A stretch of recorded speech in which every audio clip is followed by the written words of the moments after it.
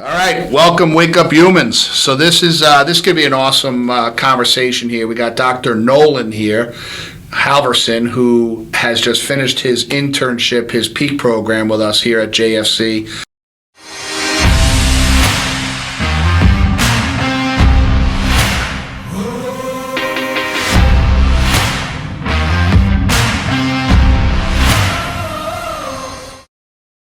And we had talked about putting together a conversation to help future interns understand the process better.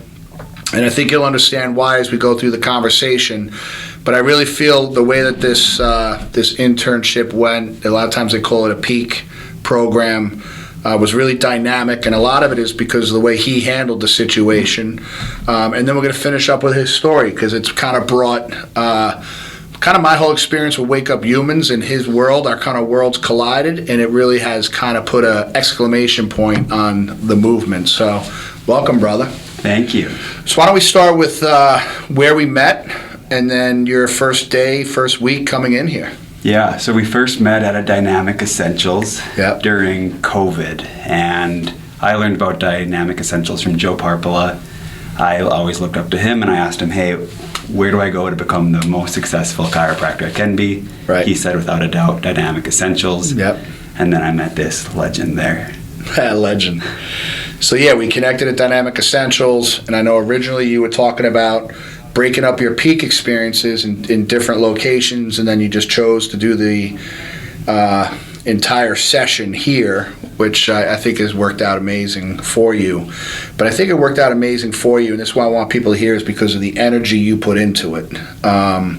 We've had many amazing peak students, but I think one of the things I did in the very beginning is verbalized an expectation. So why don't you, we were just discussing that, how we laid out the beginning. So first day coming in, I tell everyone I had the best preceptor peak experience internship in the history of chiropractic, because first day you walk into a clinic seeing 150, 200 patients a day that some people do in a week, and you come in and you just see that whole energy rocking. And the first day, Dr. Steve said, hey, follow me around the adjusting floor. In a few weeks, we're going to have you adjust someone. An hour later, this huge guy walks in, Jason Barry. He's probably like... Jason Barron. Jason Barron. He's 6'4", 230 pounds of all muscle. Yeah. And he lays on the table, and Steve just calmly says, Nolan, adjust him. So originally I said in about a month, right, you'd be adjusting. And then on that same day, I threw you on Jason. Yeah. Right. And I think that was my test. Did a well enough job where that kind of opened up the floodgates for me adjusting from there on out. And how that works is Dr. Steve and Lucas are the main docs there on the floor, and you kind of take the overflow on the floor, and then as time goes on, people might prefer your adjusting, or you get comfortable with people's bodies under your hands. And then I think one of the biggest challenges with adjusting, I'll speak of our office, is being able to communicate to a new doctor coming in, because everybody gets adjusted differently. Yeah. You know, so you got the deeper adjustments, the mild adjustments, and the very gentle adjustments, and it's and I think you handled that really well, being able to transition into being able to tell by the personality type, you know, their energy on what style of adjustment they need, and you ended up doing probably thousands of adjustments here. Tons. Yeah.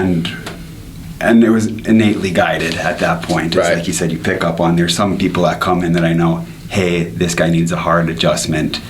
I'm a skinny dude. I can't adjust as deep as Lucas or Steve can. So I know, okay, I'm going to let this person wait for them to get around. Yeah. Or I'll see someone who I know that I had a good experience with, or you can just kind of feel that this one is going to be a good adjustment for me. Yeah, yeah.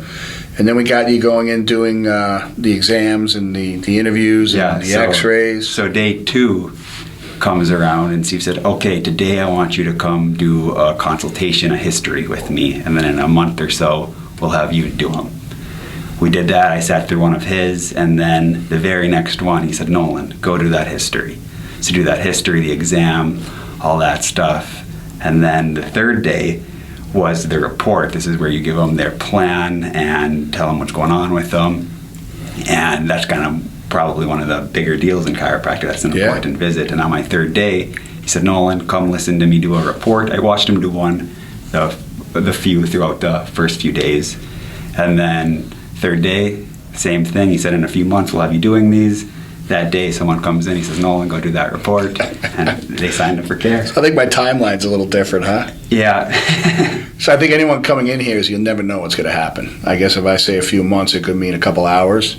And if it doesn't mean a couple hours, don't take it personally. But I just saw something in Nolan where it was like, just go do it. Because I think one of the biggest things, I remember with Dr. Zach, he was working with us for a while. And we had a big orientation coming in. And one of the comments he made to me in the beginning was he doesn't like speaking in front of people. So the people were filing in, and we had about 10 minutes till we started, and I looked at him and I said, you're doing the orientation tonight. And I think he crapped himself, and he went outside, walked around the building, and I went in and I told everybody, this is this kid's first one. And he got up there and he did a great job, and it's just at some point, I think, being mentally unprepared prepares you. Yeah. Because we talk about innate in our profession. It's like, I think if you overthink it, day 2, you think you're going in and selling a patient instead of just sharing with them. There's a different energy in the room, and that's why I probably did that. It was just like, all right, go. So you didn't have to overthink it. Yeah. And so if you're looking for a place where A to Z is laid out for you and your hands held through the whole step a few times before you're ready to go, this isn't the place for you. But if you like to be thrown in the deep end in the fire, you can't find a better preceptorship. We used a great term to explain our office. Organized chaos. Organized chaos. And I've said that for years. As I started working with other chiropractors and we started opening other offices, we talk about adapting, the body having to adapt. You have to do that in business and in the office and taking care of people. And, we get a call from a patient, it's 5 o'clock and they want to be a new patient to be seen. I'm going to make it happen. I'm not going to say we're booked or whatever. I'm like, I'll stay late. We're going to do it. And because today we had a wife come in of a patient who's dealing with some stuff. They both are. A lot of psychological stuff. And we were able to, on our feet, tell her she needed chiropractic care. She was a little nervous, but here's the beauty of this. This is the magic, is her husband's been coming in for quite some time.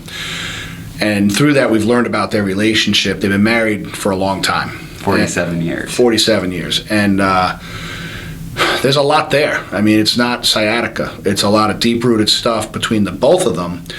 And he happened to have to go in a room for a report or re-exam, and she was outside in the car waiting, and she got antsy, so she came in, and I said, what are you looking for? And she was looking for him. And then she just kind of was spinning around and started walking down the hall to go to the room where he was, and I didn't know if that was going to be a good idea. So I said, Nolan, go around, see what's going on. And then he started talking to her. Nolan started talking to her and said, why don't you get under care? And that turned into, next thing you knew, he was in a room taking x-rays. And the conversation, which I won't share here, because a lot of what we do, we won't share here. This kid never would have heard that conversation unless he allowed that situation to happen and innately connect with her. And the conversation we had in that x-ray room, which turned to grabbing a handful of tissues, and she's crying that this office could save their life, literally save their life. But the beauty was, it was Nolan, who's a young, still student waiting to graduate, was able to manifest that, connect that energy, and get her to agree to say, yeah, I'm in. And if things were too structured and not that organized chaos, we wouldn't be able to fit her in and be like, oh, come back Monday. And now she loses all her She would have been gone. Hope. The energy would have been gone. Yeah. It was like innate provided. She walked in the building looking, because he was taking a long time. She was waiting in the car. And you were able to make that happen, which to me that's what this process should be all about, is being able to connect with people and save their lives and not be so set on your system and following the system. Because the office allows anything to happen at any time. And everything does. Today was one of those days. Yeah. Today was psych ward day. It was, I could tell you conversations that happened today were absolutely insane, but the amount of tears today, ridiculous. Yeah, that's why we got. It's great to have tissues nearby. Just grab them and hand them to them. But here's the beauty of it, and I think, is there anything else with the office processes that you would say? No, I think it's kind of based on, so sometimes you might feel, I never felt this, but you could come in and be overwhelmed